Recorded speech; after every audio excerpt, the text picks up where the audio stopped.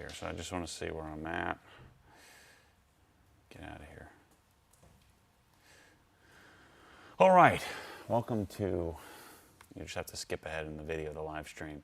Welcome to Black Friday. I am actually supposed to be at LZ's, but I decided to come up here this morning. I want to walk around the garage, give you some good ideas. Maybe we can, maybe after the video we can go timestamp it and you can send it to your significant others to give them some Maddie advice on what you actually want for the holidays, not some bull crap from AutoZone. What's the old Walmart bucket? You know, like what's that the Armor All bucket? Yeah. Do you get that? And then you have to bear and grin it. You have to smile. Oh, thanks, Grandma, for the freaking garbage. You know, that's junk. So we're 137,000 to start today is where we're at sales-wise. So let's see. I'm gonna do a couple hour stream here. We'll see where we're at the end. So hopefully you guys can go and put your orders in and jack us up to 500,000 by the end. So we'll see. We did a little differently this year in that we opened up inside the Hex for Monday. So Monday, Tuesday, Wednesday, Thursday, inside the Hex members could purchase on the Black Friday discount. I really hate that whole Black Friday deal starting the first of the month. So I fought it a little bit, but the guys talked me into it in order to put the speed or increase the speed at which we can ship things out. And so, you know, the Hex members are going to purchase anyway. And so let's just open it up to you. We don't have to really advertise it. We can just send a, you know, sort of a private email to everybody. And then we don't have to play that stupid game of, you know, Black Friday sales start in, you know, in October 1st now. It's freaking stupid. So anyway, those orders have been in, and I'm sure that the teams over there will stop the stream here in an hour or so after I kind of go through all the stuff in the garage and some ideas, some things that I think you might be interested in buying. I also got some Cocon stuff I need to open up, but we'll go over to the warehouse and see where they're at a little later. Let me see if there's any questions I need to answer for you guys first, and then we'll get started running around the garage. Let me pop out the chat here and let me go to live. Let's see. Good morning from Lakeland. Good morning from Harbor Hills. Well, that's right down the street. Let's see. Absolutely love the new home series. Keep it up. Definitely would like to see more and longer running time. Yeah. See, this is my argument.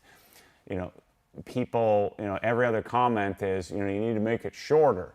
No, I don't think so. If it's good and it's interesting, I want it to be longer. You know, I've said this many times. A part of the whole thesis of the whole Obsessed Garage experiment for me was one of my favorite movies of all time was The Stand. It was a miniseries on TV. It was like 6 hours long.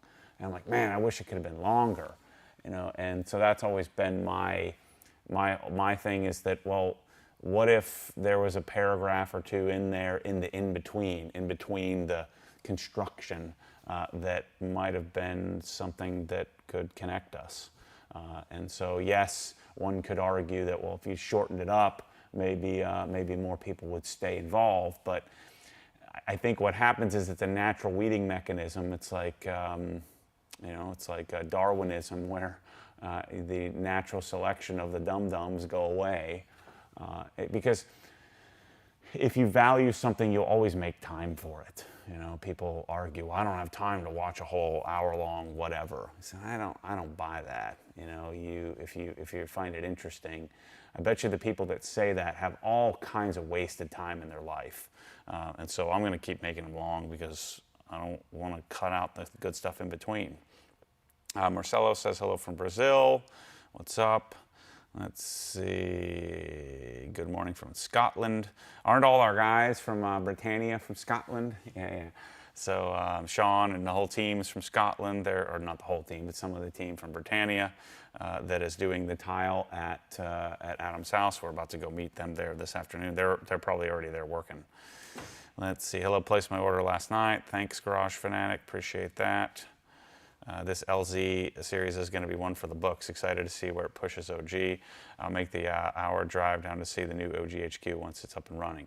So here's what I'm thinking about doing, and I'm sure the team's going to fight me on this, but I don't give a crap. I'm the boss.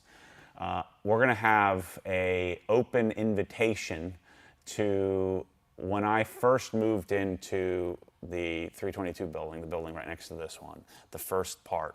And my parents moved down, and we ordered shelves, and the shelves came, and I just put a call out to everybody in the Facebook group. I said, hey, anybody want to come help us? We could really use the help. And so I'm going to do the same thing. I don't think we really need the help. It certainly would be nice, but I think that people would want to be involved in helping us move over to the new building. So the new building is on. December 31st is the close. When I'm closing on it, we'll probably be moving, January, that it'll be a good time to do it because a lot of people will be off and they can come down. Some people probably come from all over the country to come spend a couple of days and volunteer some time and help us move. We're going to move the two buildings over into the new one, which I think will be a lot of fun. I know that that's something I might be interested in doing. LZ says, let's see, I'll likely be available much more. Just wanted to block out some time in case it gets hectic. Both brands have laundry lists for me filming Black Friday stuff. Yeah. Okay, so he's going to meet me down there, and he hasn't. I'm sure he's gone into the house now, but he hasn't seen the update on the project because he was in Japan. So anyway, I'm going to organize it, do an open invitation to get while I watch. Yeah. So this weekend, I promise, I'll get the video up in the Facebook group of I did 24, which is weak sauce. I wanted to set a good like attainable baseline so that way I can annihilate all of you at the end. So we'll see. I think I'm good for 50 plus. We fixed all the sound stuff. Let's see. Free shipping included Puerto Rico. No. My black dial sub date has been bomb proof. Let's see. Is the Rolex Starbucks OG spec? I think so. That's the only one I got. I got two of them. Let's see. Just renewed my Hex Plus to get that 15%. Nice. I'm telling you, the videos in there, I think they're freaking great. So even if you're not doing the full Hex Plus, even if you just do Hex, I think it's good. Yeah, see, smart people think that, that longer is better. And then if you don't like longer, just freaking click through it. I do it all the time. We all do it. We all do it all the darn time. That's what's so great about the YouTube. It's freaking awesome. All right, let's see.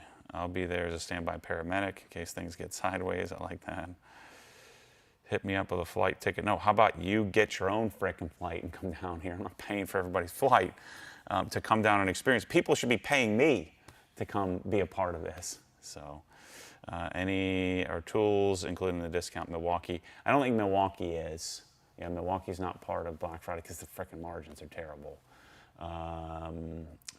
But Sonic Tools are. And I haven't finished the Wera, haven't finished the Cocon stuff yet. So, but that's coming. That'll be for sure next year. All right. So, how's our thing doing? Is it cutting in and out? Dang. I don't like this. I've got 4 unread messages somewhere. And I don't like that. Let me just go click off of these. This is some riveting live footage as usual. Okay, one more.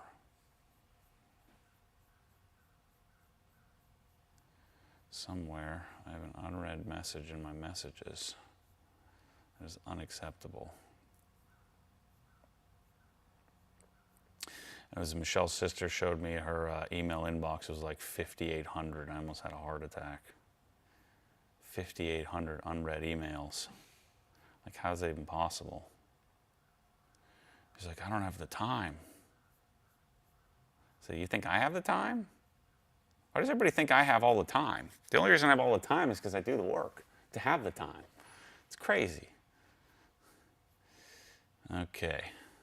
All right, let's take a little stroll around the garage here, and I'll come back to your questions. So if you have questions, put it in there, and I'll come back to it. But let's take a little strollaroo around here. I'm going to start in the corner here and talk about all the different stuff. What's going on with my lights? Oh, let me just turn these on so we can see a little bit better here. And we'll talk about some products. I haven't gone through the garage here in a while. But I think this is now we took off we have our black pipe somewhere that we took off because they're doing some testing. And so we're using the hose reel a bunch. But the OG vacuum solution is, I think, one of the best products we've ever come out with. The coolest thing about it is and this is why we work so hard on this, trying different versions of it, but it's the main unit. Most of the sound is coming from here. You know, the main unit is less than 60 decibels, which just makes the user experience so much better. So when you're using the vacuum, so I erred on the side of we have a 7-8 year motor in it, and most of our garage is going to be 20-year motor. But even if you needed to replace the motor, it's like $150 or something like that in 6, 7, 8 years from now. But I erred on the side of choosing the less robust motor because the less robust motor, the through design motor, actually has quite a bit more suction. Because we tried some of these big, giant Nilfisk commercial ones, and they had huge CFM. So they had moved tons of air. So if I had like a bucket of rocks and I was sucking it up, it would do great at that because it had massive volume capability. But when you were using it in a car, it just didn't quite have the suction that we needed, because you have water lift spec and then you have this CFM spec, and so you want a nice balance. And so we first tried some of these big, giant, hefty commercial units that had tons of CFM capability, basically moved tons of air, but they didn't quite have the suction necessary. And then when we did the bigger, heavier duty, the 10, 15-year motors, then they operated at like 70, 75 decibels, which was just obnoxious and annoying. And they still had a little bit less effective, they had better spec, but it just didn't feel like when you're actually using it in the real world. The real world suction capability wasn't as good. And then when we finally decided and settled on this, I'm like, well, I talked to Granite Modern Day, who manufactures this specific unit for us. I said, well, can we make this, can we pack it with some more packing to make it a little bit quieter? Can we find a muffler? My muffler is actually outside, which I wouldn't recommend because when you put the muffler, there's no reason to cut the wall. We put the muffler outside, we gain like a 1/4 decibel of quietness. So the muffler normally would just stack up right next to the unit. I think it actually looks better when you have the muffler stacked. And so we found a round muffler that matches the style. We had them change it to black, and then that gave us a little bit less, volume or noise. And so you end up with I think, a really great looking system. We send it with a sticker not put on it because some of you may just want to leave it badgeless. And nothing's worth in trying to get a paper sticker off. Ours is a vinyl sticker. And so doing all of this testing. And then we found, well, if we did a 1.25" hose instead of a 2-inch hose, I think this is technically called an 1.75" hose, that you'd end up with a whistle. And so it ended up whistling too much and was really annoying. And so we went back up to the slightly larger hose. But when we went to the slightly larger hose, then we had to find a cuff. This isn't the cuff that we send with it. Again, Tommy and Bryce have been testing out some different units, so they kind of tore this apart a little bit so we could switch back and forth really quickly. But finding the cuff that then fit the accessories. And then, of course, the accessories are a big problem because nobody on the planet makes good accessories.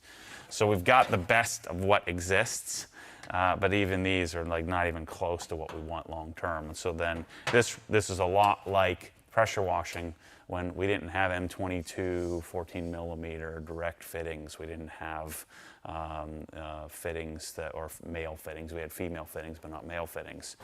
So you didn't have a coupler with a proper distance M22 connection or threaded connection on it. So we always had all these frickin' problems trying to connect with adapters and all that stuff. And so similar issue with vacuums that I'm hoping to solve at some point in the future. So we'll continue to work through that and figure out, you know, how to make it better, how to make it. We're actually talking to Detail Factory about the possibility of making and engineering our own line of vacuum accessories to get, you know, what we need, and make what we need available. And a lot of people are always questioning in the videos when we do these, like, well, what about changing the bag? You know, I would want bagless. Bagless is freaking nonsense. I don't think there's a single great bagless vacuum on the planet. The flex version of a shop vac or a rolling vac has a bag. The rigids don't have a bag. You know, the suction capability, the dust filtering, all of that stuff is so much better when you have a bagged system. Now, this isn't wet dry, and so you can't use this in a wet application. But if you go around and you look at like the best home vacuums, they usually have a separate drag behind canister, which is annoying, but they always have a bag. In order to get proper filtration, you need a bag. Now, I'm telling you, you're gonna fill up this bag like once every 2 years, you know, unless you're just sucking out, you know, some gnarly crap, or if you're a professional. So maybe a bag a month. And then we do have the option, if you want us to custom make it for you, where we can do a separate catch can, a bagless big giant catch can with separate filters for it. I told Grant at Modern Day, I said, I don't think anybody's gonna want that. Just freaking, the bags are like $3 a piece. Just swap it out. Takes 2 seconds. You just pop the top off, change the bag, good to go. So anyway, this I think is the best vacuum system. We actually have 11 other vacuums in the, I'll show them to you a little bit later, that Tommy and Bryce are testing. So we're gathering data of the different vacuums in the market. How loud are they? What's their water lift? What's their CFM number? And a bunch of other specs that we're kind of working on to figure out how to test and compare. Shoot, I've got to change that. So Viper chairs. This one, the one thing you got to know about I forget what version they call this. I don't remember what the versions. I'm usually really good with model numbers on the Viper chair. This one, what do they call this one? They don't put it on the darn thing, but this is the one that the horizontal version. So one thing I like this chair a lot, and then put the back on it. This is probably my favorite sized chair. The only thing to keep in mind, and I don't think they've solved this yet, we put some RTV in here, is that this chair rolling around stock kind of vibrates. This center beam vibrates around a little bit. So you have to modify it a little bit and put a little RTV on it. But I do think that this Viper chair, for detailing, for working on your car, for just regular use, it's quite a bit less money than the main big chair. But I find I use this probably 3 to 1. This chair versus the big one with Fat Boy on it that I was sitting on at the beginning of the video. But these are on sale as well. What else do we have here in the corner? I don't talk about this light much, but we use this quite often. The LEDs aren't great on this. I think it's probably 3K as the color temperature, but these we do stock. I think this is one of their best products use-wise in the lighting area. Most of the Milwaukee lights are pretty terrible, but I do like this hex light quite a bit. It works off of a 5 amp hour. I have an 8 amp hour battery in here, but normally you would put like an HD 12.0 and the sucker will last all day. These I don't sell, but these are pole jacks from let's see, OTC is the company, and we've gotten tons of use out of these suckers. Viper and LevRack work together quite a bit, but LevRack and this, I think, bang for the buck, storage-wise, this is the best solution available. So when we first set up this garage, I had 4 of these 36-inch closets, the Sonic closets. And so those closets are, what are they, like 78 inches tall? These are 80 inches. No, these are 90 inches, I believe. Yeah, these are 90 inches tall. So you gained like 12 inches per cabinet. It's 30, these are 30 inches wide, so that you can get these in 30, 36, 42, and I think 48. So you can get them in wider. But I think I gained the equivalent of having 6 total of those cabinets where I only had 4. in the same spot. And then of course I gained 12 feet of storage space up above where I can keep my wheels and things like that. And I think this whole setup was like $5,500 or $6,000 or something like that. So versus I think these are like 12 or $1,500 a piece. So I was able to gain quite a bit of storage for quite a bit less money than regular closets. And then of course, you know, the beauty of this system is that I can just sort of accordion style roll from one section to the next. I have it pretty well loaded up. I'd guess, you know, we probably have 10,000 pounds worth of stuff in here, 8,000 pounds worth of stuff. It's pretty well loaded. And then I keep, I got some LE polishers that we're testing out. I've got my Ego blower in here. My plan is to eventually, when we get the new building, is I'm going to have a little lab in the back where I have a bunch of this LevRack stacked floor to ceiling where I can keep all my stuff back there and keep it out of my garage, and then have a place for everything for, like, you know, I'm testing out, you know, are we going to do these type of quick release things from Wera. Shoot, I got my Evo Turbo sitting here. It just came yesterday. So I got my little Turb ski here, little FP green. And then I've got it outfitted with some built hammer stuff I'm testing out.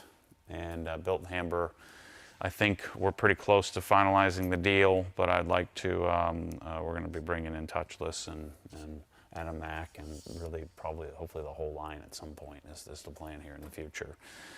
And then I've got all my Rogo stuff. I talked to Rogo about the possibility of being able to offer this and making my own versions of these and making it in an OG color rather than in this yellow color. I think it'd be really sick. Why is that? What else do I have in here? So I've got other storage here for, I got some Mirka stuff I'm testing out, some Mitsubishi fluids, which will go away once we finish that project, and then more fasteners. So I think I have 12 of these total. 1, 2, 3, 4, 8, 12. And then these are some, you know, Porsche parts, my plug patch setup for doing any plugging of tires. I got some Milwaukee cases left over. And then this is, we rated this for the Adam LZ project. But this is where I keep all my Milwaukee stuff. So I have all of my Milwaukee tools set up in here. And what I'm planning to do is build a tool grid system for this, so I can mount stuff on the wall and on the ceiling. And so that's part of the plan. The long-term plan is to build something that will work long-term with LevRack, where we can put all our Milwaukee tools and outfit it in here where everything kind of clips in place. But we rated all these for Adam's garage, or Adam's house, so we have all the stuff there. Nussbaum, great news on Nussbaum. If you're thinking about ordering it here for Black Friday, it is on sale. Nussbaum's all German, only German lifts are being imported. They're only weeks out now instead of, shoot, we'd gotten to one point where some guy was waiting like a year and a half to get a darn lift. So the company was purchased by a new corporation in Germany. And they've done a much better job of getting the distribution model set up. We talked to them again at SEMA and saw the German lifts. They're freaking amazing. Mine technically is a German hybrid American lift. So all the guts are German, and then it was built and assembled in North Carolina. So it's not quite as good. Like the operating unit here is a lot bigger than what the all German version was with the submerged Bosch pump. This one doesn't have a submerged pump. So although this has been great, the all German version of the 7000 is incredible. And so those are now available. So if you order one, Kyle and his team, if you need some help with it, you can just reach out to design@obsessedgarage.com. Kyle and his team can kind of help you figure out how to get one to your house and help you make sure if you need approach ramps and stuff like that, get you all set up. If you have an Evo and you want to buy an STM exhaust, I have to sell this. It's too loud for me. So I bought it, put it on the car, drove 1 mile and knew instantly it wasn't the right exhaust. So anyway, that's exhaust number, what, 5 or 6 or something like that. So anyway, I think I'm gonna call up Busher and try one of those because the Fujitsubo I have on there is too quiet. So you guys have to get this. If you don't have this light, this thing is freaking awesome. The line lights from ScanGrip, we have these in stock. They are on sale. The line light is incredible. So this is the underhood version. If you're gonna have one of them, this is the one to get. And then it comes with a little magnet so you can mount it to stuff. But this thing is amazing. I'm in love with these, with the line lights. I think this isn't the one I ran over, but I ran over one of them. Oh yeah, this is the one I ran over. It's still the one. This is my original one. I literally ran it over like where it was cocked like on the lift and it didn't break. Freaking awesome. There's two settings. Very lightsaber-like. Sick. I don't talk about this enough. I need to talk about this thing more. It's really, really, really good. Super lightweight. Battery's pretty decent, but you would, like if you were gonna work on it in your car, you would just plug it in, just leave it plugged in, and then, you know, a telescope to mount to your, either for your interior, mount up on your, between your doors, or you'd also, you know, put it under hood in the trunk area. I use this thing all the darn time. That's why I keep it out.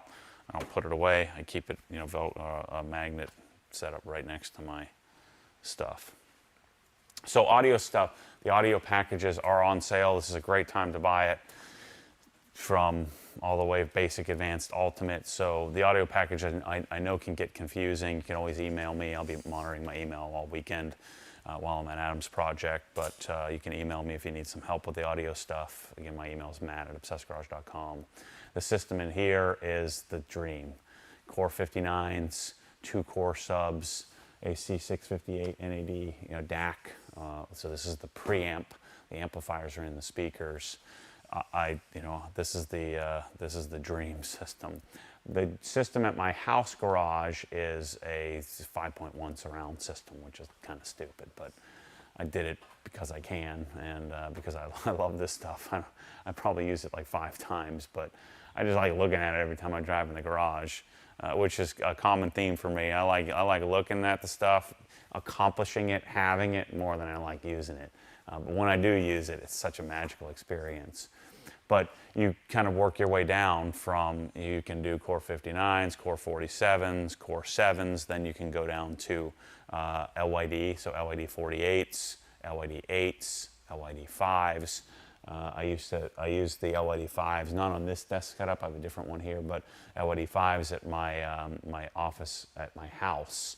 And such a great setup with a little core sub, little sub, not core sub, the sub 9S, little 8-inch subwoofer. It's such a great combination. And then I can help you get what you need. You need to buy a different DAC. I don't have access to that DAC to sell it, but I can make sure you get all the cables and everything you need for it. But all the audio stuff is on sale. Most of it's in stock. That's another thing to mention, that if you see something that says not in stock, it'll say reserve your spot. And so because of the size of our warehouse, I can't stock as much as we sell. And so we're doing just-in-time inventory. And so if it goes to out of stock, still purchase it. We'll have it within days. And so Drew and my dad and Chris, the team, the purchasing team, they're monitoring everything that we're selling. They're placing orders. All of our vendors are on standby. And we'll be, through the tech support team, we'll be updating on the website at the very bottom of the site, the out of stock page. It'll be telling you, so let's say you bought 20 things, 3 of them were RYS. We'll split up your order. We'll send the 17 things. The last 3 things, we'll hold your order, and we'll hold those 3 things until we get all 3 of those, and we'll ship it out, unless we get to a point where one of the things is back ordered longer term. But I would buy with confidence. And in worst case scenario, it gives us leverage to go to the vendors to say, hey, don't be shipping this out to other people. We already have it sold. Get it to us. And with most of the manufacturers, I'm the biggest purchaser of them anyway. So I do have some pull, but it helps me even have more pull if you purchase the product. We instituted that at the beginning of COVID, and it's worked out famously well. And so don't be afraid to buy something and reserve your spot. And we'll be sure to update you regularly via the out of stock page. You can always just come to the site, go to the out of stock page every day. Manny and the team, as soon as they have information updates, they put it up there. If you don't want to wait for that and you're clamoring to get something, you can always email support@obsessgarage.com. It'll go in their queue. Just know that the whole team, both shipping, support, me, everybody is in a little bit higher demand, so know that it takes a little bit longer, to get access to us. But generally speaking, this would be the fastest, most efficient year we've ever had. So we have new software, we have new people, we have people well trained, we have a whole team set up where we've already pre-assembled stuff, pre-made boxes. So at some point here, we'll take a look at the team and how they're doing here today and see where they're at. Let's see if we've moved it all from a sales perspective. Ooh, 147, so we're 10 G's up. Nice, keep buying. I need to be able to pay the mortgage on this new building that I bought. So let's see, let's kind of run through here. How's your back doing, Waba? You want to put that on a tripod?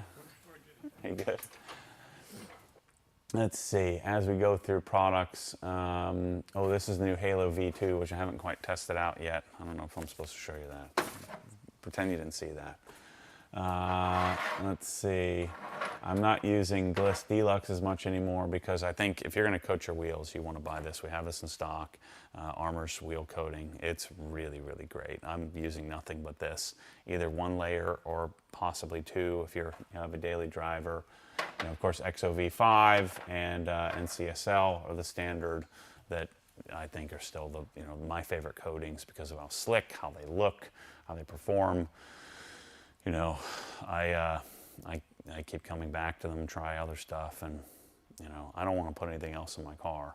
I'm sure someday something will supplant it, but for me, it's my favorite combination.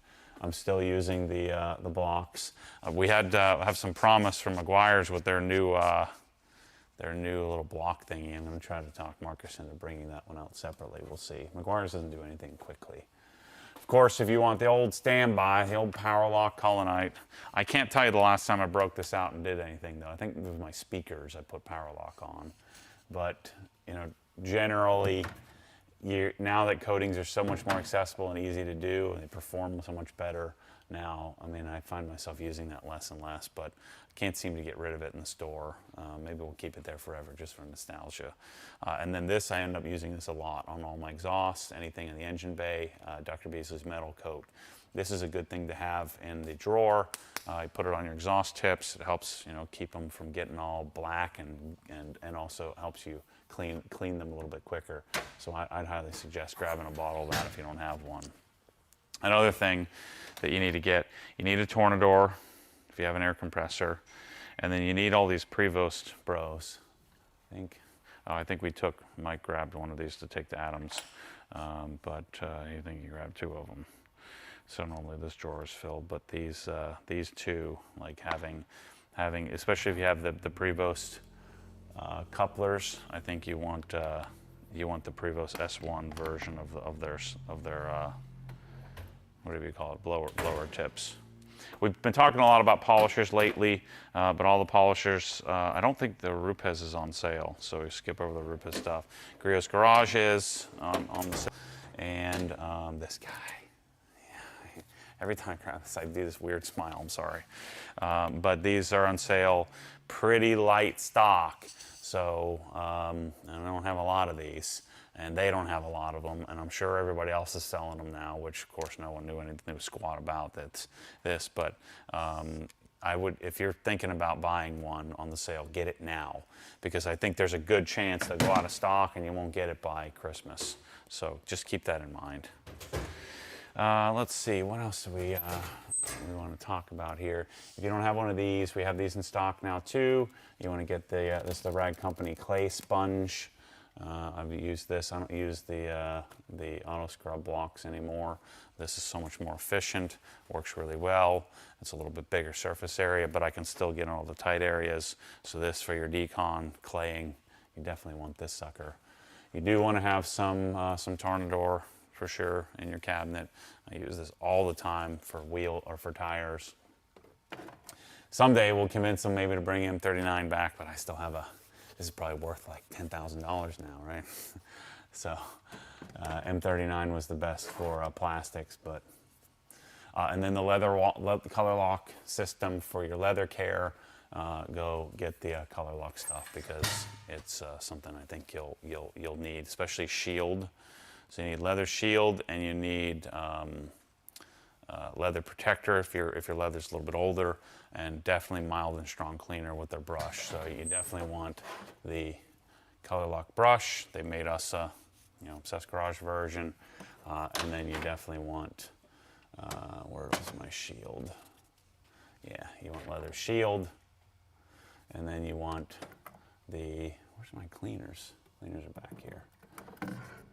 Yeah, that's artificial cleaner. Mild cleaner you'll use all the darn time. Same thing with strong cleaner. So if you're gonna buy anything, get shield, mild and strong cleaner, and the brush. Get yourself a color lock sanding pad if you have any Alcantara, because you might use that. You need that at some point to sand off some of the fuzzies. It's a great thing to have. You need tape, 3M precision tape for sure. I always have a roll of the quarter, which I very rarely use, and we do the 1 inch and 2 inch.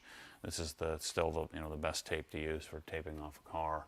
We do have Griot's Fast Correcting Cream in stock, which I think from a beginner perspective, or if you're not polishing all the darn time, I think the combination of Griot's Fast Correcting Cream and Sonex Perfect Finish, you can do like 98% of anything you're going to need to do. Fast Correcting Cream will cut a little bit more than Jescar will, and it's pretty darn bulletproof. Like the Meguiar's DA course is more aggressive. I'm sorry, not Meguiar's, Rupes. That was a Freudian slip there. It's probably based on the Meguiar's formula. So the polishes to have: Jescar Correction Compound, Griot's Fast Correcting Cream, Sonex Cut Max, and Rupes Blue. Those are the 4 heavier ones that I have in my cabinet that we have in the store. And then basically Sonex Perfect Finish. So those 2, the combination of those 4, that I liked having 4 different cutting type polishes and kind of work through those. What else do we have in here? I don't think we have this in the store yet. I don't think I want to have that in the store. What else do we got in here? I don't think anything I sell in here. We need to get those gloves. This is all my regular stuff as well. Nothing there. Yeah, these gloves are great. So if you're looking for gloves, I don't sell these yet, but Astro Grip, these are my favorites. It's got this little diamond hex. They're not quite as good as they were before. Long story, but they were buying them from some company in Australia that got shut down or something like that by the government, and so I don't know what the whole story is, but they had to change them. So while we're at it, let's take a peek at what we got here from Cocon. So I placed my Cocon tool order. I unboxed a bunch of it. This is the second batch. I'm pretty sure these are the sockets for me. So I've said this a billion times, and yet the internet still won't let me off the hook here. They still think they know more. I love this. This beautiful organization. Just magical, amazing organization. Best foam. I would argue, lots of mechanics are like, yeah, if you're a real mechanic, you can't have this. I'm like, well, why the heck not? If I was a real mechanic, I'd absolutely have to have this. Where everything is just dialed and organized, and I know when I'm missing a tool. I'd wipe my tools off. Especially if tools were like my entire existence, I would spend a good percentage of my week managing, cleaning, maintaining my tools. And I would take great pride in that. And yet these dirtballs just chuck everything in the drawer. That's nonsense. I would be taking extra effort. Okay, if something isn't looking great, okay, I can see a stress fracture in here. I'm going to make sure that I, either get a warranty or I order another one or do whatever I got to do and pre-plan. And I would, assess my tools as I put them away every night. And I do that all the darn time, and I'm not even a freaking mechanic. And so having a high level of organization, having an organization system like this, or having something like, Tool Grid, where you have all your tools nice and set up and organized. I took one out to take to LZ's. But having structure for your tools to me, I don't know, especially if this is what you did for a living. What's going on here? He's messing with me. That is not how that goes. That goes like that. That's just the dream, you know, to be able to have this. And so I'm spending a lot of time in one, with Sonic, building out a structure of, I think these should all go like this instead. Yeah. Sorry, getting sidetracked here. So I'm building a structure of, with Sonic Tools to start. So Sonic Tools has never been, never was, and never will be my end-all be-all. But in the interim, I wanted a organized system with structure that looks beautiful, that are nice, great, you know, great tools that function really well, that aren't like a total waste of money. You know, you know me, I like wasting money more than anybody. But I don't want to waste a bunch of money. I want to have some good quality stuff, but I don't want to spend, like, for example, when we did our case study of Sonic versus Snap-on. Snap-on was $47 a tool on average, and Sonic was $15, like $15.50 or something like that. And so it was 3 times the price for tools that I found to be worse in almost every category. They're greased up, they're slimy, they're just not, they just don't look good, they don't function any better. So I'm paying 3 times more. The warranty is a bunch of nonsense, because I can take a picture of this and have a new one here tomorrow. And so the warranty argument is a non-event. But I've said this a million times, Sonic is the current structure for me personally, and so that's what I sell in my store. And so the goal would be to swap for best in class in each category. So I'm assessing that, figuring out which category, which product I like the most. And so I think that I ordered all the Hazat stuff. I thought Hazat was going to be my favorite, and then I discovered or started buying the Cocon stuff, and I got the catalog, went through the discovery process of the catalog, and now I've gotten this, and then I can just tell as soon as I get my hands on it. Like, these are the ball grip version. Like, just look at the finish on these, the way that they put the little detent in that hold for how the ratchet holds the socket. This isn't, I don't have to like clean this off. It's brand new. So I shouldn't have to like degrease it and clean it off. And these are 1/3 the price of, maybe 1/2 the price of an inferior Snap-on tool. You guys can buy Snap-on all you want. I'm not doing that, and neither are most of the people that are watching this video. So you can keep buying it, go for it. I'm not doing that. I can buy whatever the heck I want. And because I'm doing all this work to figure this out, look at how freaking sick this is. Because I'm doing all the work to figure this out, I'm going to be able to provide a lot of value to people. So all the grease monkey mechanics that are all pissed off at me, who is that guy? Mr. Subaru guy is all mad at me, and he was talking about, you don't even know what you're doing. So, okay, well, watch me. I think that at the end of this, imagine I have this set up with the best combination of sockets. Like, I think all of these I want from Hazat, except for the nut grip version from Cocon.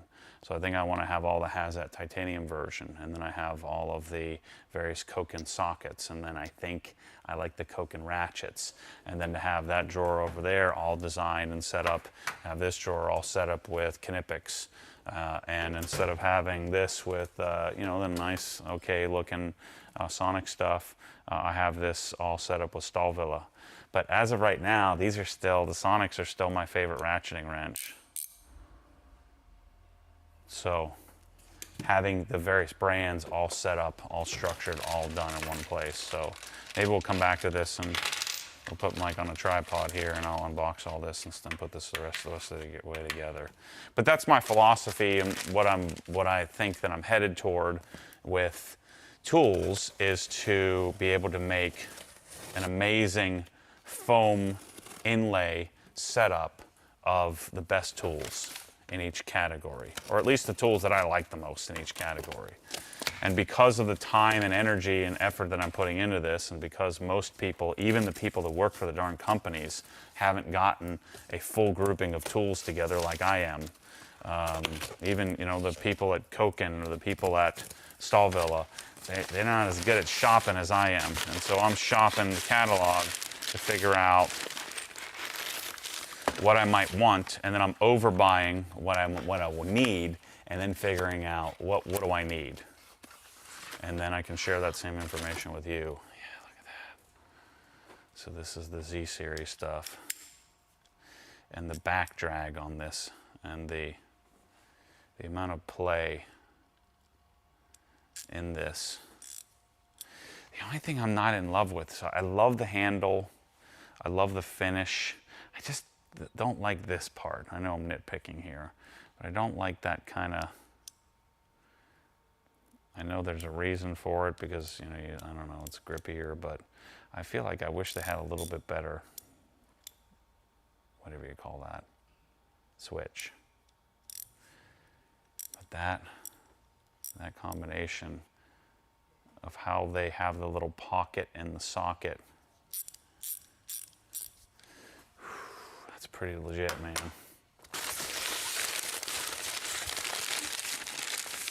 This to me is the most freaking fun. I just love doing this stuff. So I've had to do a lot of work. I mean, I'm easily 100 hours into figuring out what I even wanted to buy. Oh, look at that little bro.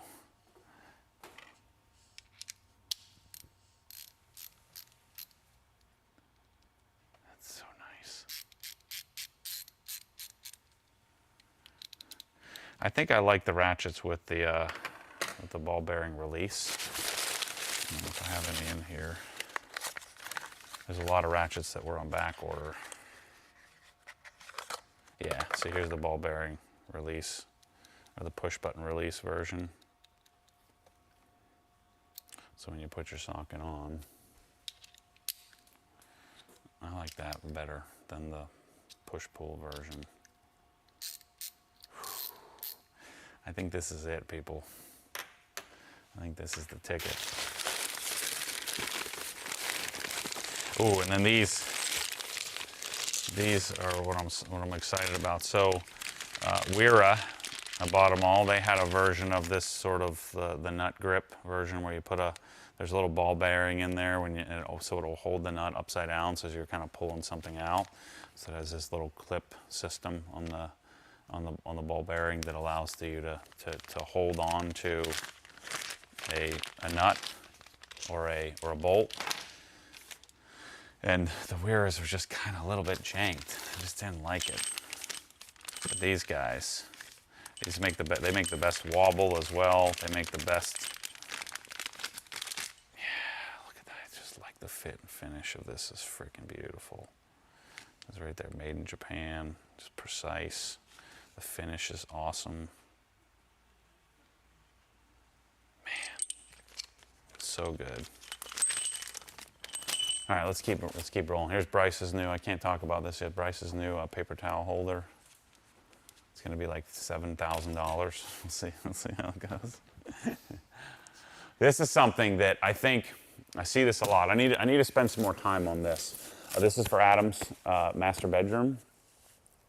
This is the Sennheiser Ambio Max, which I have some videos. So there's the Ambio Max, and then what's the other one called? The Ambio Plus, I believe. This is a fully immersive, single-speakered, what do you call it, soundbar. So I have this in we call it the B team room, so the main family room that's attached to the kitchen, the one that's, the TV that's above the mantle. And I have the Ambio Max on a mantle mount, which I wouldn't recommend because it's freaking heavy as crap. It takes like 2 people to push the mantle mount up because this thing is like 80 pounds or 60 pounds or something like that. Maybe it's freaking heavy, whatever it is. But I have the Ambio Plus in Kate's little, guest room, playroom thing. And so I've been able to play them back to back. This Ambio Max is such a great experience. It's not a full immersive home theater experience, but it's as close as you can get to it. This, for any secondary TV, I also have this in the basement at Helen. Any secondary TV where you want some decent sound, it could be great for a garage as well. I'd still prefer to have like a dedicated garage system, connected to the TV. But if you're primary TV watching, forget this Sonos Arc nonsense. That thing is the worst frickin' soundbar ever. The Blue Sound soundbar is terrible too in comparison to something like this. This to me is the best soundbar on the planet. Now it's $2,000, but you can see the sucker is like a serious piece of home theater equipment. They have their own wall mount. Stay tuned, the Adam LZ Master bedroom. I'll do a whole nother video on this. I'm trying to convince Sennheiser people to come down, trying to convince Jared to come down and really dig deep into this with us. But I need to talk about this more. We do sell this. It is on sale. It's in the store. We have a couple in stock. If we don't, it comes in a day or so. We'd love it if you'd support us. But if you're thinking about a sound bar for the holidays, 1,000,000%, this is the one. Either this, if you can't swing this, then you go to the Ambio Plus. Hit us up, hit me up, hit up Tommy at obsessedgarage.com or Matt at obsessedgarage.com. I don't know if we have the Plus in the store. We should if we don't. But if we don't, we can order it for you for sure. But I think you want to consider that. It's the best darn thing ever. So then if you're doing a desk setup, this is coming soon. So I think what's going to happen here is I think I'm going to stay in my house and we're just going to modify it. So I'm going to do floors, I'm going to redo the kitchen, I'm going to do great appliances. So I think that my current house in Windsor Green, I'm trying to get the community fixed so we can have the gate functioning. Once I get the gate functioning, I want to get that stupid concrete that when you're driving in the community fixed.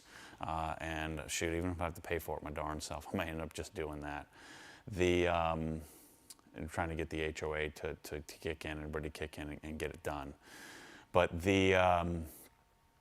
that house, I want to modify it and I want to redo the office again. I want to redo the interior design, or actually do the interior design. I'd love to, again, I'm going to do wide plank, white oak flooring, plain and fancy cabinets, redo the pantry with Obsessed Garage, Aspire, closets, and probably do a bunch of different tile work and stuff like that. I want to put the sauna in. I needed to redo the front yard and then eventually build the garage over the course of the next several years. So part of me, I'm doing the Adam LZ project. Mike and I will be doing some projects at my house. But what's happened with our family is my kids were going to the Villages Charter School, which is this amazing school that the Villages is the biggest retirement community in the world. The family that built the Villages is a single family. They developed the whole thing, so they're billionaires. They're smart. They, in order to attract doctors and lawyers and hospital workers and professionals and landscapers and roofers and tilers and all the people that they need to support the infrastructure of this giant community that they're continuing to develop, they needed to build a great school. And so they built an amazing school. That school they built 20 years ago, and they said, well, we're continuing to develop further south, and so they built a new school called Middleton. And I cannot explain to you. Someday inside the Hex, I'll take the camera down there and show you. It is insanity. It's the most ridiculous school it like rivals IMG Academy, and it rivals the Montverde for sure. It rivals like a lot of the best schools in the country. It's amazing. The facilities. Again, like I said, I'll take you down there inside the Hex one of these days. But on the school, so the school's here, and they're building another town square with like a bunch of restaurants and shops and stuff like that. And then around that, in the same sort of street, so it would all be golf cart accessible, they built a bunch of little lakes and little man-made lakes, and then they're building home communities.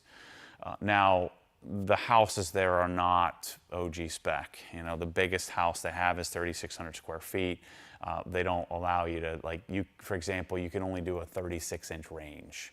they don't do hoods. They don't do, they won't even do hardwood floors. So you have to buy from their customized list, but it's very cookie cutter, very get it done, get in, get out. And so Michelle now works, she's got a full-time job, and so that school is 38, 39 minutes from us. And so what we're thinking about doing is investing, buying one of those homes. And what I'm thinking about doing is do some sort of drop where we put it in the Destination OG portfolio, and I allow people to borrow that house maybe 1 week a month, for the whole year. So maybe I do 12 weeks, and you can come. It's like 45 minutes from Disney, and then you can sort of live in this town square with a golf cart. I'm thinking, well, that'd be a place where I'll get a GT3 RS and keep it there, and maybe that comes with a house or something like that.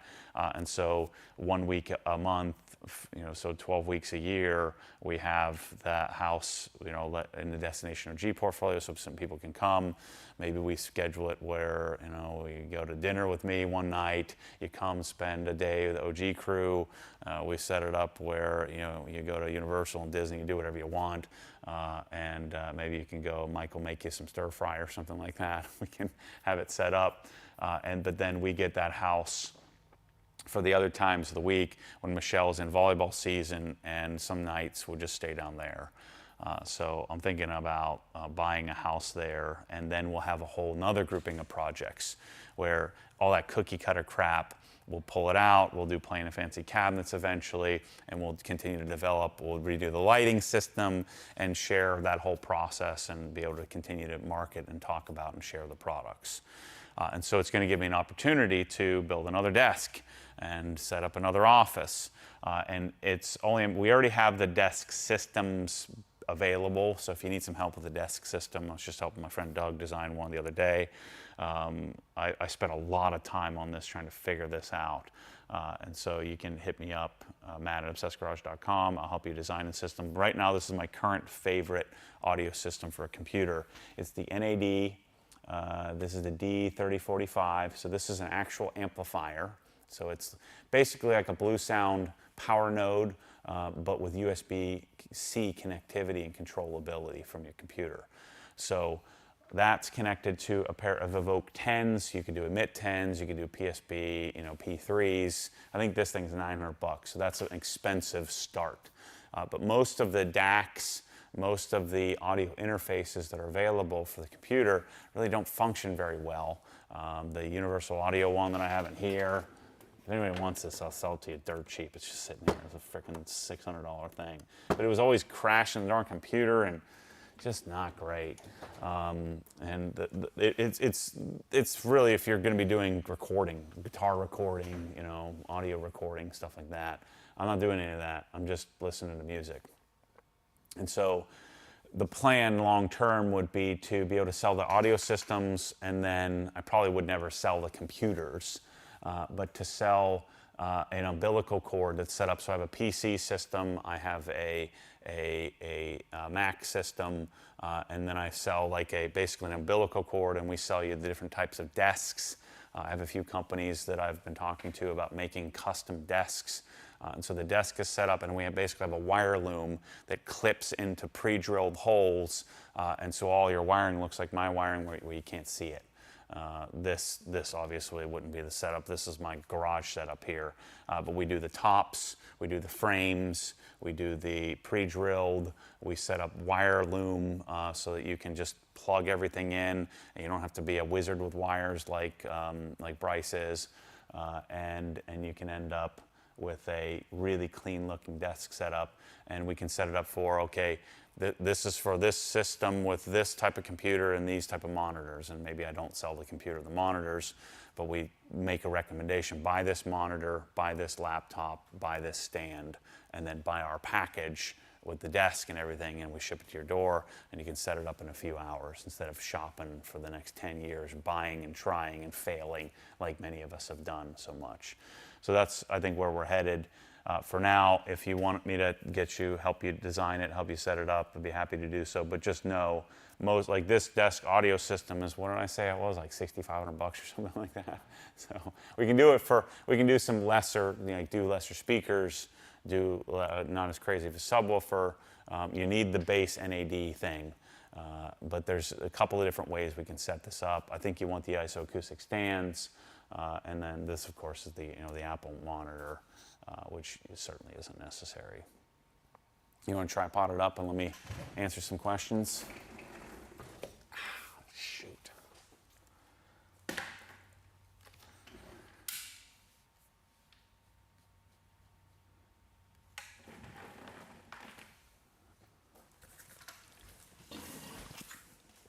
Shoot, I've already gone an hour? God, I just talked for an hour straight. No wonder my throat hurts. All right, let me go back to questions here if anybody has anything. Smash the like button. Rip Lady Lake Internet, yeah.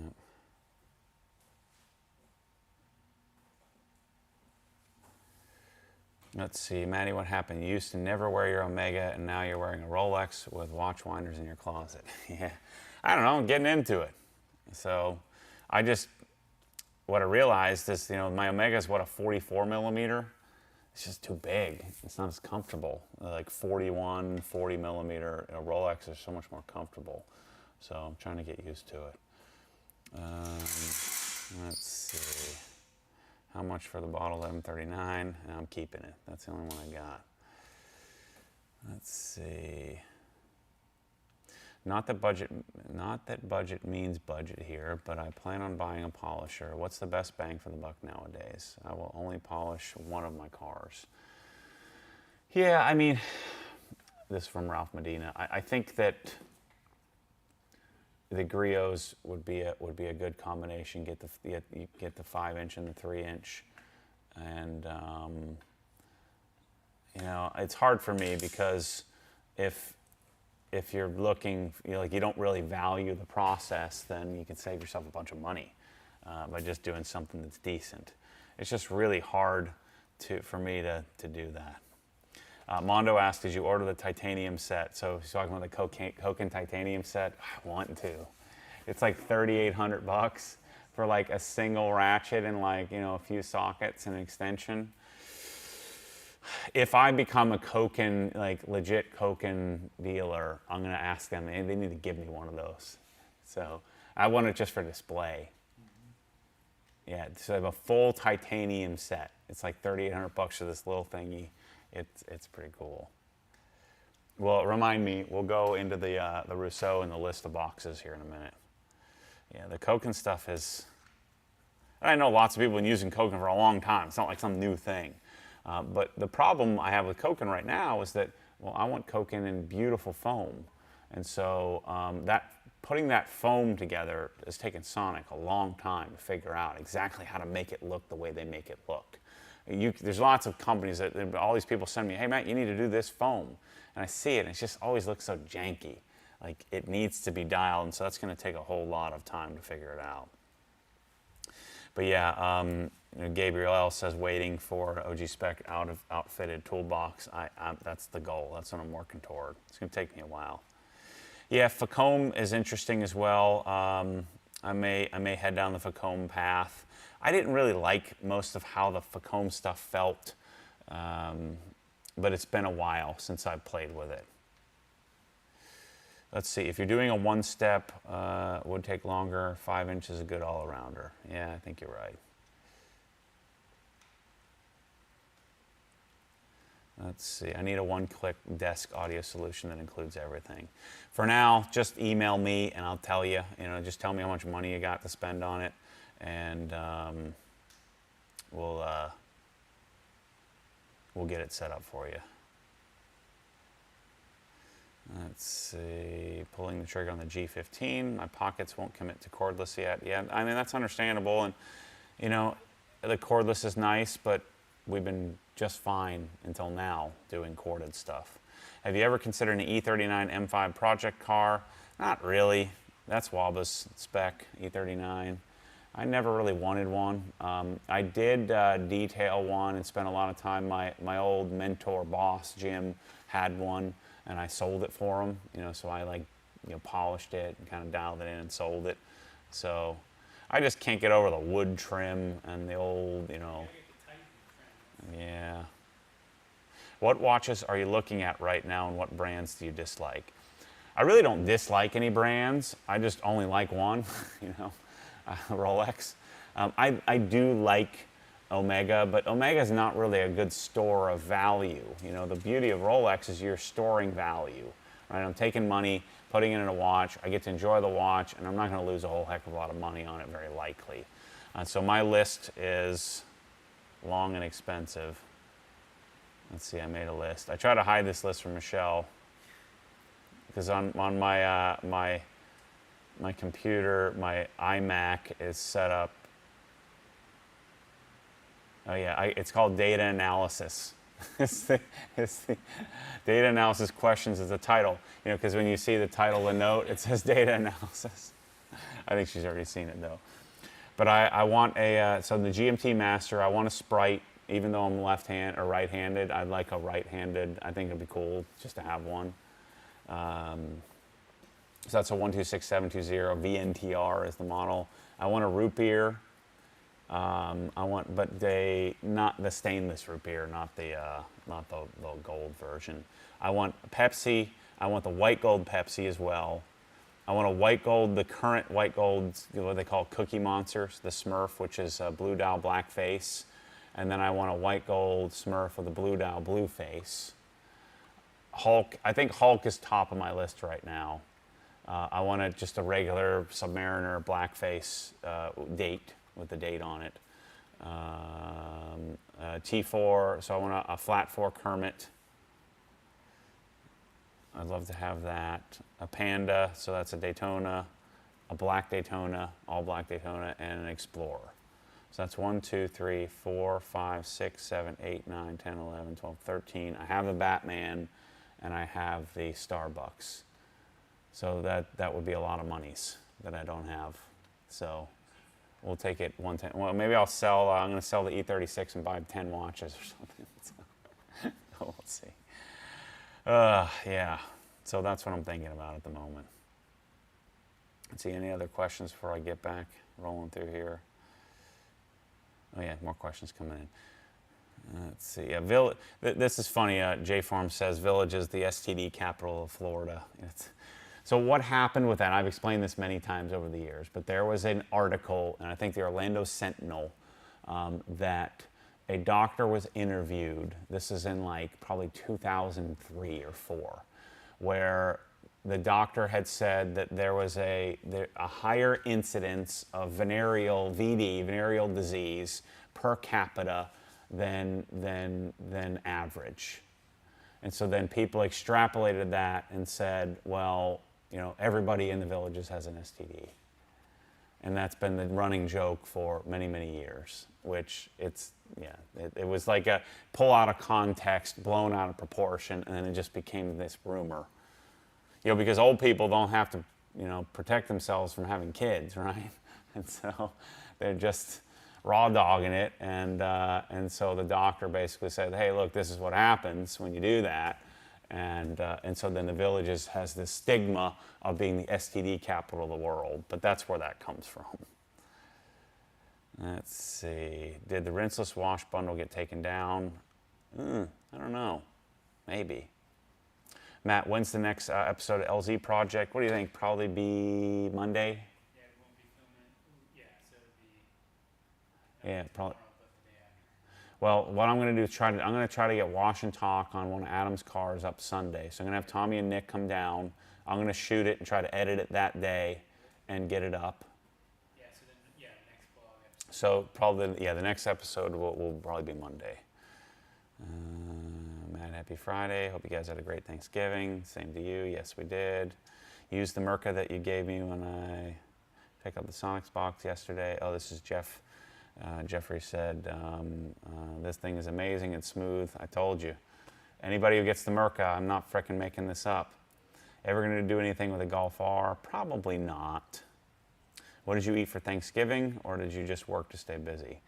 So I went and did the most ridiculous freaking workout yesterday. Felt like I was on death's doorstep the rest of the day. So I went to the 8:30 class. It was 100 wall balls, buy-in as a team, so 50. So split all this in half because it was a partner workout. So 100 wall balls, run 400 meters. Then it was farmer's carry with 140 pounds, 100 meters. Then it was run 400 meters. Then 200 double under, so 100 each. So it's a jump rope double under. Then 400 meters, running 400 meters. Then 200 feet of burpee broad jumps. So you burpee and then you jump. And you have to make it 100 feet, and then your partner does the other 100 feet. Then 400 meters. Then 20 wall walks, 3 rounds of that, and then 100 wall ball buyout. So it took 58 minutes of just pure annihilation. And so then I came home, and I had my shake and had a few almonds. I've been eating too many nuts lately. I need to cut that out. So I ate a bunch of the wasabi bowl, wasabi and soy sauce almonds. And a couple of the habanero version almonds, the whatever blue diamond almonds. Ate too many of those. And then I had a little bit of turkey and honey baked ham, and that was it. So I stayed on point. So carnivore's killing it. Let's see. I don't like the date just, and I don't like the dateless watches. So the date just to me is like the one you have to buy. It's kind of like, what's the Ferrari Portofino or whatever? Who the heck wants that? You want a Tributo, or it's like you had to buy like Ferrari California in order to get a 488. Nobody wants a California. You want the 488. So I don't want a date just. I don't like those. No plans to supercharge the M3. Nope. Let's see. Yeah, we talked about stored value. The new Explorer 2 is 42 millimeter. Might find it a bit large. Let's see. Lewis still work at OG? No, Lewis is isn't he at Publix? Is he working in the back in the Publix? And let's see. Let's see. Who's SC Hightower? Is that? Oh, that's mine. That is a medium. So I bought 2 mediums and 2 larges for the Helen House.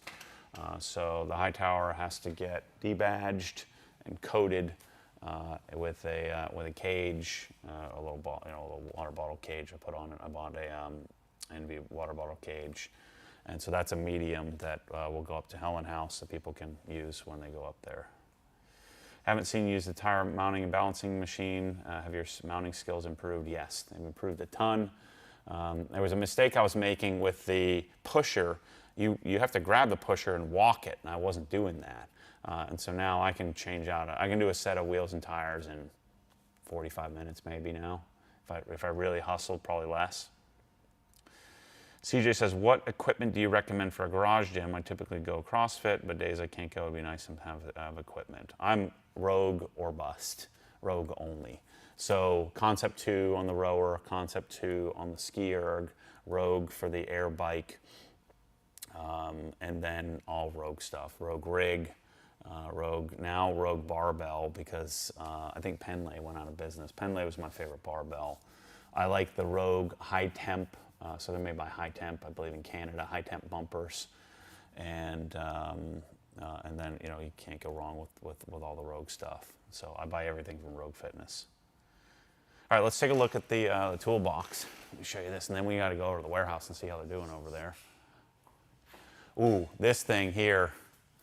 I'm hoping I got to reach out to them, hoping to be able to sell these. We won't sell a lot of them because but anybody who has a lift, anybody who bought a lift, you want this Samson oil catch can thingy. And I think I really need to go and get the extraction version because almost all the new cars, they have like a little port that you just screw the extractor nozzle on and suck the oil out. You never have to even put the car up. So I'm going to work on that. But I did get the Lista box. So let's just pull the Lista over next to the Rousseau and I'll show you what's doing here.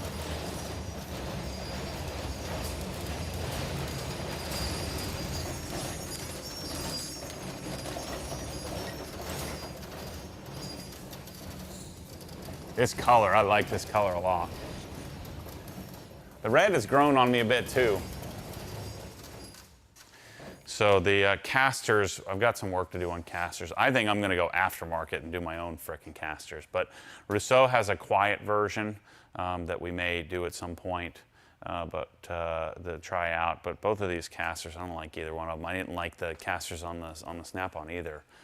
The best casters thus far were the cheapest ones, which were on the Sonic. So anyway, this Lista box, I forget which color blue this was. This is called like Midnight Blue or something like that, or Deep Sea Blue, I forget. But the Lista box, couple of things to note. Like if you look at Lista versus Rousseau, and I'll make a full video on this, just look at this piece here. So this is a filler piece. And so the filler piece is nice and flush, and then, you know, the way that they designed the Lista, just not as pretty looking. The other thing that's kind of odd, and I didn't order this, and I didn't want this, but I think in a toolbox you have to have it. This has a lock on the side. I keep walking up to this and going, oh, and shoot, and I'm like, oh, it's not locked, and then I have to push the button to open the door. So the goofy thing of Lista is you can't get it lockless. It's got this stupid, if you get it lockless, this is what you get, this plastic piece of junk here. They didn't used to do that. That was a newer thing, and now they just did away with a filler, you know, or ordering a box without a lock, and they just make it separate thing. So with Rousseau, I can buy it without a lock. This one came with a lock. I didn't order this box. I just bought what they had in stock. This one I actually ordered. This is the part of the reason why I've made the transition from Lista to Rousseau. This was always my dream, you know, made in the USA, beautiful toolbox. I tried to order this box for like 6 months, and I finally got it. And I still not sure, like some of the specs that are on it are not, like there's no way to tell what you're getting. And it's so complicated and so convoluted and so difficult that's why I finally gave up on it. I do like the look of this better, this type of flush handle better. But what Rousseau does, you know, they're flushing up the drawer to the face, and that's why the handle protrudes a bit. And if you really think about it, that's a superior way to do it versus having the recessed face of the drawer. It's just a cleaner look. But again, I do like the style of the handles. But another thing Lista did away with is they no longer have an aluminum handle, so it's only the plastic covered handle. So they don't make, they used to make a brushed aluminum handle, which was my favorite. But here's a real big difference in the boxes. And I always thought that Lista sort of created this, but they didn't. So these are, shoot, what's the brand called? Asteroid or something like that. But these are Austrian drawer glides. And so the drawer glides then support, and there's no real center support in the drawer, but these are 440-pound drawers. And so if you watch, see the deflection? So there's deflection, but you know, and there's always a little wobble in all big heavy drawers. But the Austrian drawer glides are smooth. They're really easy to open up. You just kind of, you know, if I wanted to take this out, I just pop this little tab here, and I just lift the drawer out. Comes out nice and easily. But if you look at a Rousseau drawer, and this has nothing to do with the thinness of the drawer. So the Rousseau glides. So Rousseau sort of made their own type of glides. I'm pretty sure the Austrian glides were first, and then Rousseau kind of made their own. But there's a frame. So the glides have the same 440-pound capacity, very similar style, but there's a frame. And so if I go like this to the drawer with it all the way extended, notice the deflection difference. It's just so much sturdier versus, it's pretty remarkable, that brace, the bracing, the frame. So if I take the drawer out, there's a whole other frame that comes out all in one piece where there's connecting beam. There's a connecting beam on the front and back of the frame of the drawer. So rather than just having left and right slides on this big 60-inch box, like the Listas have and like pretty much all other cabinets have, Rousseau sort of invented this idea where these, I cannot explain to you how much different it felt in person. I couldn't believe it. And so same 440-pound capacity, which of course we're never really going to hit, but just something to take note. You know, I've said this, apologized a bunch. I've freaking screwed up. You know, I thought I should have gone with this first. I should have gone with this a long time ago. We weren't ready. Another reason why, and the Sonic stuff is still my go-to, still my choice in a modular design cabinet. But if we're going custom, we need a custom color, we need a custom finish, we need custom sizing, then you've got to go with one of these guys. Another problem with Lista is they don't make a corner cabinet and they have no intention of making a corner cabinet. I think we need a corner cabinet. And so Rousseau is full modular, just like Lista. But all the bends, all the welds, all the cuts, everything is just frickin' better. Way better. Is it still chopping up? Is it not working? Yeah, support's having some trouble too. Oh, yeah. Yeah. See, people aren't really complaining too much. Shoot. So, yeah, I think it's very clear. Rousseau has an amazing cart. I can't wait to build the cart out. I'm going to try to make a full custom one exactly the way I want it. You know, the little Has-That Assistant and a little Sonic have served me well, but we can certainly do a better cart. The fit and finish of the List is nice, but you can see the welds, you know, the spot welds. You can't see that on any of the Rousseau drawers. So they just went the extra mile. I think I can get it without the goofy logo on here. I hope so. Pretty sure I can. But the other thing we struggled with was like, okay, let's say that I wanted this toolbox all the time and I wanted this designed in my cabinet arrays. Like Lista won't make a SKU for it, and so every single time it's like that. You should have seen the PO list. It was like frickin' 17 pages or something like that. It was insane of all the different parts and pieces, and then I ended up getting the drawers that I didn't really want this stupid locking thing on here, and I wanted to have it with no lock, but I would have ordered with a lock had I known that it was going to come with the goofy plastic thing that like this just has to stay here forever. There's nothing to do about it. It's so dumb. So the Rousseau stuff, and I'm actually, it's grown on me. I really didn't like the pull style drawer, to unlock, but let me see if it functions if I do it here. Yeah, even if I open it all the way on the edge, it actually functions pretty well. So, but for my stationary cabinets, I just want the drawer to open. I don't want to have this type. So we actually have one here where it doesn't have a handle that moves, and so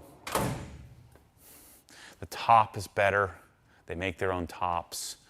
It's the fit and finish of this, everything about it. This is the best toolbox in the world, no question, bar none. Unless there's some crazy off-brand that I've never heard of. And this was like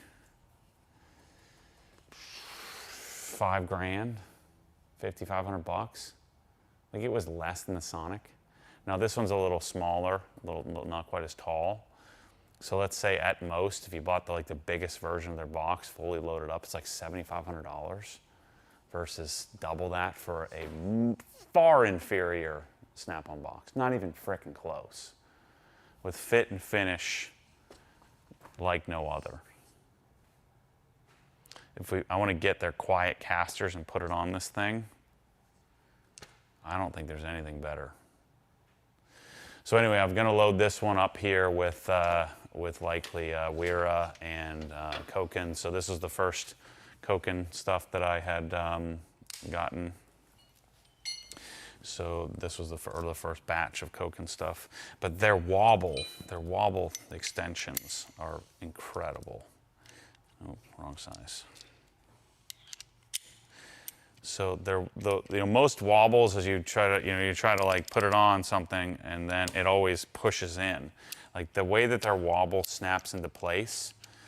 First of all, I get 15 degrees of wobble. I just put a little universal on here as well. But imagine you had this capability where you have 15 degrees of wobble. It doesn't like naturally want to sit. Even the Sonics, the Snap-ons, all of the, you know, all the other tools, even the Hazettes, when I use the wobble extension, it always wants to go lock into locked place. But the way that they've set it up, it's so much better than anybody else.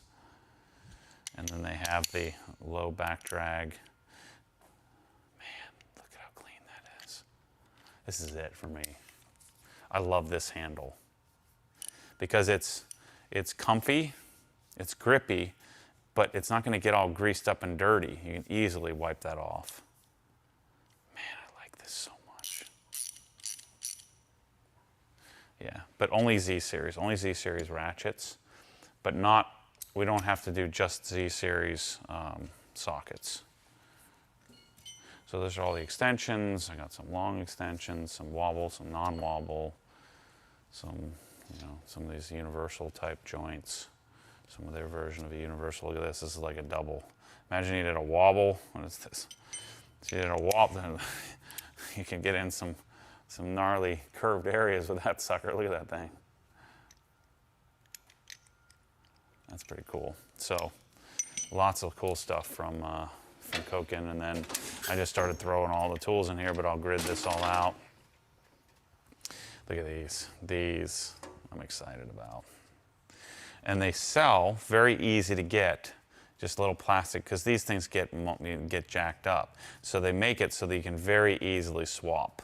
And so if it were me, I'd order a bunch of these extra plastic collars, and I have a bunch of collars sitting in the cabinet, or we'll have it in the OG store, because these collars get jacked up often, and all the ones I always have, I always end up having to throw it away because I can't get a replacement collar. But this is perfection for a impact socket to remove your wheels. These are pretty nice too. Oh, and then they also have aluminum ones. Like, I think this would be cool, like in a track bag or something. You just have the lightweight version. And these are full impact rated in aluminum. Freaking cool. But just look at how clean that is. Yeah, so good. Makes me want to whisper. I love it, love it, love it. And then they have the cool stuff, like look at the Z's. So these aren't useful for everything, but a Z series, look at how compact that sucker is. Oh, it's freaking great. So great. You have the nut grip version of universals. Yeah, man. 12-point, 6-point, and then the, I forget what they call this type of drive where you have a damaged bolt. Part of their M series, they call it. Yeah, see, these are, is this a Z? Yeah. So the Z's have a little different finish, and they're a little shorter. So if you have, let me see if I can find an equivalent. Yeah, so non-Z versus Z. See if I can find a similar size. What size is this? 18. Yeah. These are similar size, so look at the height difference of the two. So you're probably not always going to want this because sometimes it won't fit right. And so you have the real low profiles, you have the normal profile, and then of course you have a full deep socket. Yeah, Snap-on has that too. They don't have quite as low of a profile, but they have a small, a medium, and a large. And these, like having these nut grip ones, which I wouldn't use all the time, but sometimes you're trying to get something out with some crazy wobble, and the nut is going to stay on the socket. This gets me fired up. I can't wait to get the Stahlville ordered. But I finished the Stahlville catalog. I think that's all I have in here for now. I finished the Stahlville catalog because, if you look at the Hazette stuff, so most of these Hazettes are not made in Germany. They're made, somewhere else.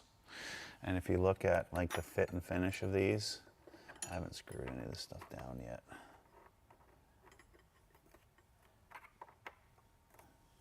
But you can just see the castings aren't great.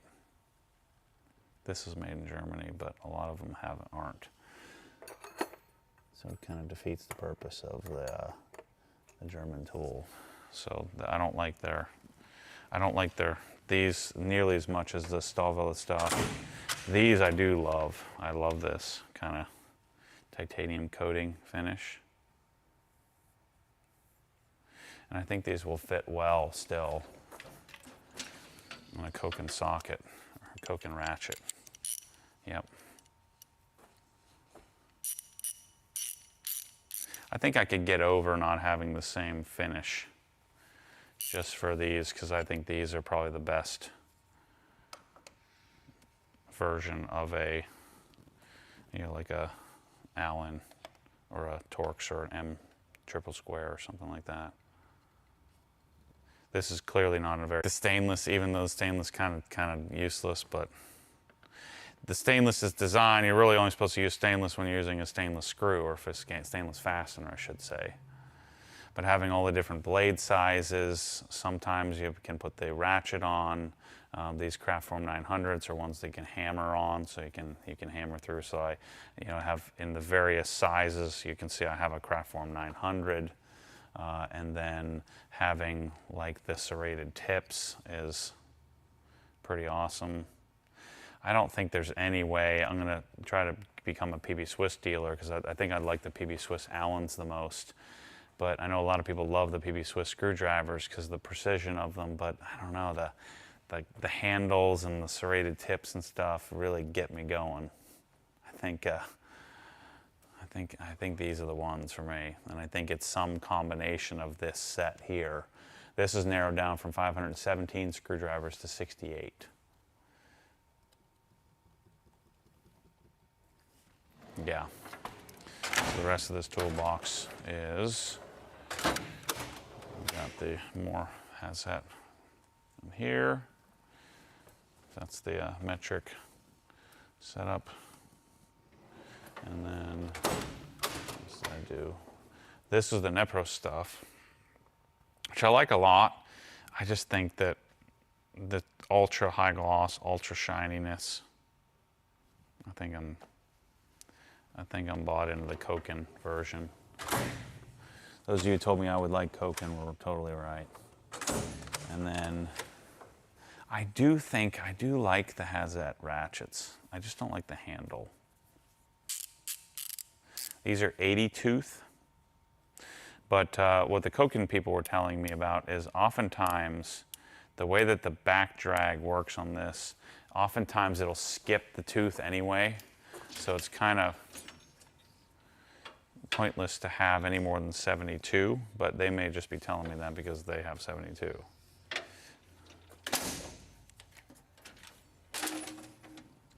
Let me see. I don't have any 3/8 here. I need a 1/2 inch.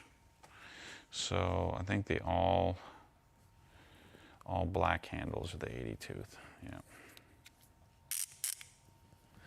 I've got to screw these in.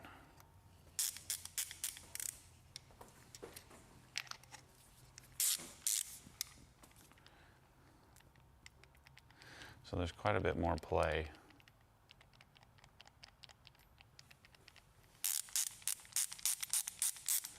Over a Cocon ratchet. I have to use them and play with them and see which one I like the most.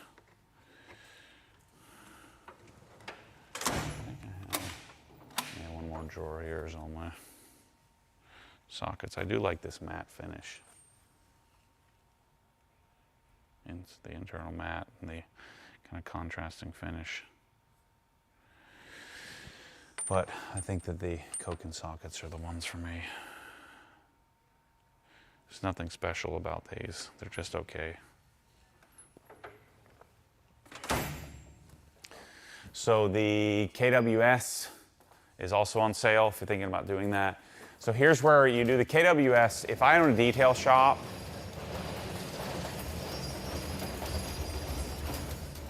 I don't know, man. I'd be hard pressed to not do a KWS.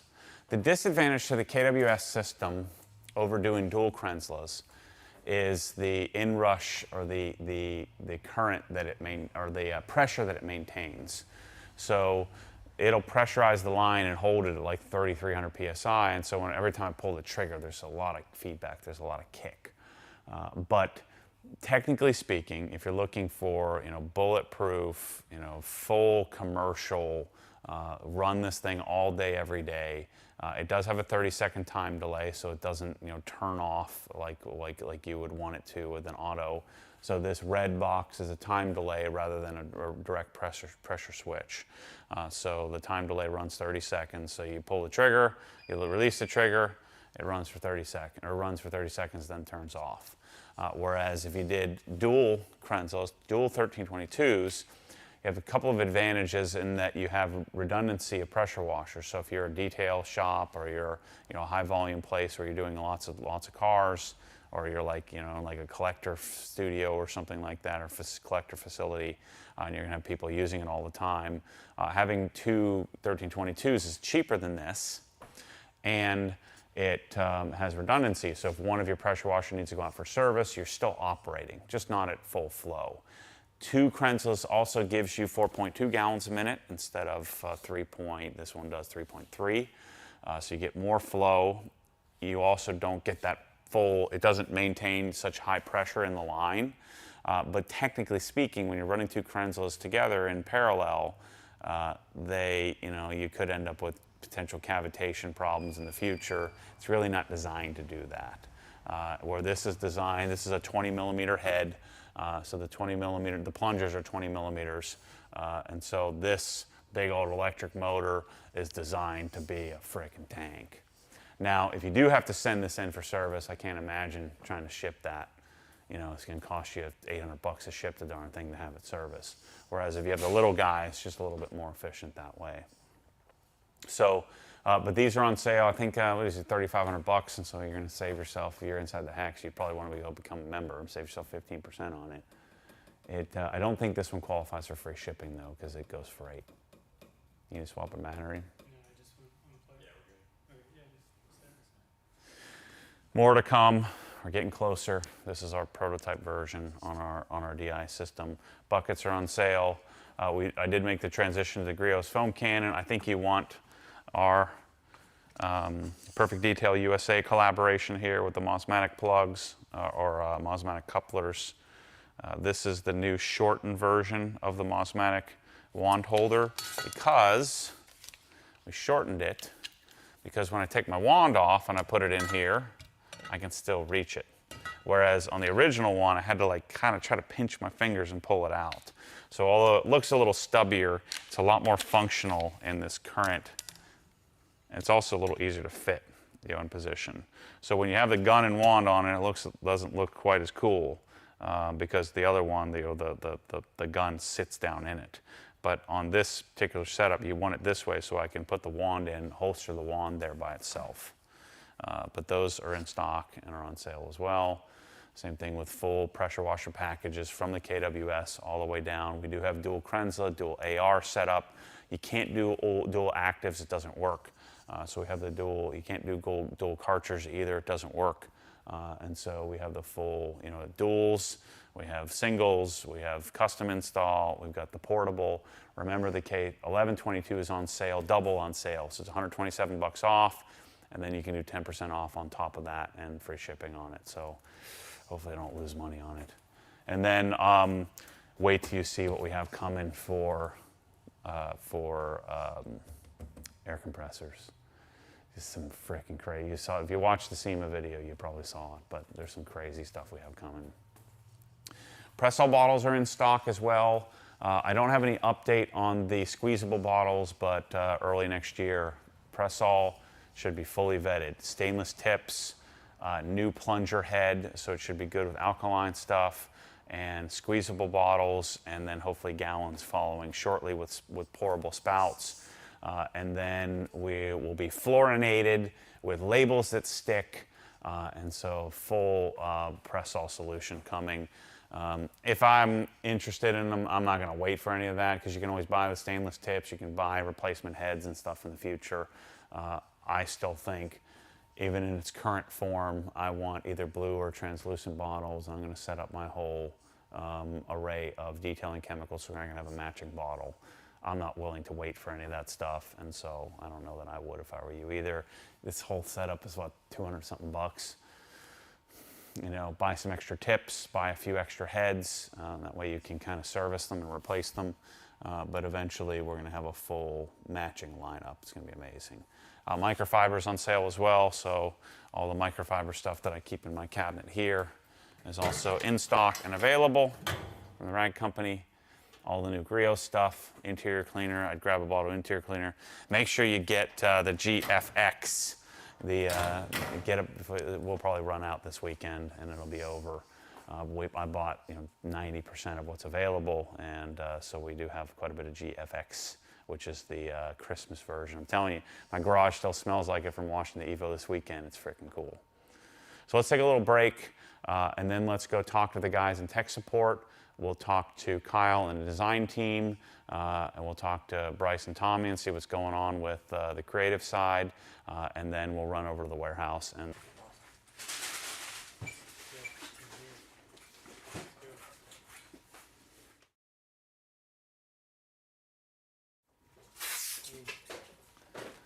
we're back? I think we're back. We came to a different building. Yeah, looks like we're good. Sorry about that, people. We have fiber, direct fiber internet, and we've had it for a while. And this year has been really tough with internet connectivity because they've been, working and repaving the road and cutting lines and rerunning conduits and stuff like that. So anyway, we're 10:50. We're already ready to load up a truck. We actually have a Penske truck outside that'll be unloaded a couple of times. We have USPS coming a couple of times. So we ship UPS, USPS.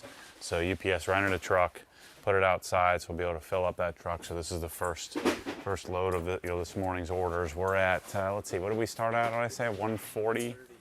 140 to 140 something, 135. We are at 218. So thank you guys. Thank you for doing it. But the whole team is rolling. We now have 4 dedicated packers. Last year, I think we had 2. We have a much more efficient system. We've got also a whole team dedicated to picking much more efficiently. We're able to pick 6 orders at a time. We're probably finishing up or catching up with the inside the hex orders from earlier this week, right? So I always give the team off Wednesday, Thursday. So they work Monday, Tuesday. They take off Wednesday, Thursday. And then we work Friday, Saturday, Sunday, Monday, Tuesday, Wednesday, all the way to, and we'll probably have some teams that come in on, Saturday next week as well. We'll see how quickly we can get through. But by splitting up the inside the hex orders, we were able to get Monday, Tuesday orders out almost instantaneously. So those of you hex members that ordered early, your order's probably on the way. Some of it may even arrive today. So the new software allows us to we have redundancies on making sure that we're making less mistakes, hopefully no mistakes. But the pickers are back here digging into orders, staging it for the packers, and the packers grab the orders in bins. It's all barcoded and set up to go out. And so you can see in just a few hours, normally that would look like a whole day, in the past. Would be a whole day of orders. So we'll probably fill that truck up and then some. My hope is that we can get Black Friday all orders out, except for the reserve your spot stuff. My hope would be able to get it out. It's usually on average taking us 8 to 10, 11 days. I'm hoping we can get it out in 2 or 3. So we'll see, 2 or 3 days past the sale. So the earlier you order, the earlier we get to your order, the earlier we get it shipped out. But we have some really dialed in team that really knows what they're doing now. And so not that they didn't know what they were doing before, but we have much more sophisticated software that's able to keep up with the orders coming in. Really, really cool. So, and then you can see we're fully stocked. We're also fully stocked up in my building up north. And so my dad and Justin and his team will be running orders and replenishing. And then we have a full stocking team as well. The guys next door, the tech support team has a staff of 4, so they're going to be able to answer questions quicker. But just bear with them because there's a lot of hopefully a lot of demand this next 3 or 4 days. And then, you know, I don't really know how to do any of this stuff anymore. I'm the marketer, I guess, so I don't really have to step in, and that's why we're headed back down to LZ's after we finish this stream. But Manny and the team will be up to date. They'll be working through the weekend as well on different shifts. I think they also have different shifts set up to work different hours during the day, so that way they're working a little bit longer, 10 or 12 hours a day instead of just the normal 8. And so we have a really, really good system set up to be able to make sure we get this stuff out the door and get us set up for December 1st starts our giveaway. We're starting a giveaway for a garage giveaway. And so Bryce and Tommy and Nick are actually preparing for that right now. So they haven't had to spend a lot of time messing with the other stuff. But you can see the packers are rolling. We're able to skip a step now, where we used to have somebody print a label. Now they're printing their own labels and rolling through orders. Really freaking cool. So I just talked to Kyle. The video cut out earlier, but the design team is set up to take and work on, I don't know how much capacity they have to do designs today, but at least set you up with your future appointment. We charge $2,500 for 20 hours worth of time because we've gotten so many, it's been amazing how many people have had requests to get their garage designed and rendered and then quoted and set up. And so we charge $2,500 for 20 hours worth of time, and he's running 10% off of that, 15% off for Hex members off of the design fee. So even if you're not sure when you're going to be doing design, if you're thinking about doing it, you can save yourself a couple $100 by hitting them up. Shoot an email, design@obsessedgarage.com, or go to the design page on the website, and you can find out information about that.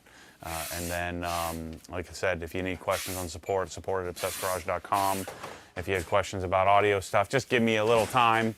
If I don't get back to you, which I'm sure I will, I'll make sure to extend you the sale on the desk audio stuff and setup, desk audio setups and garage audio, things like that. So anyway, I think that's all we have for you today. I just wanted to show you the hustle and bustle of the warehouse. It doesn't feel as chaotic because we've got this thing down, man. We are freaking good at this now.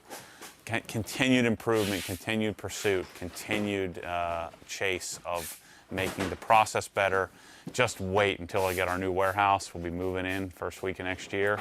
Just wait until you see what we're going to put together there. It's going to be amazing. So thanks for all your support. We'll see you at Adam L.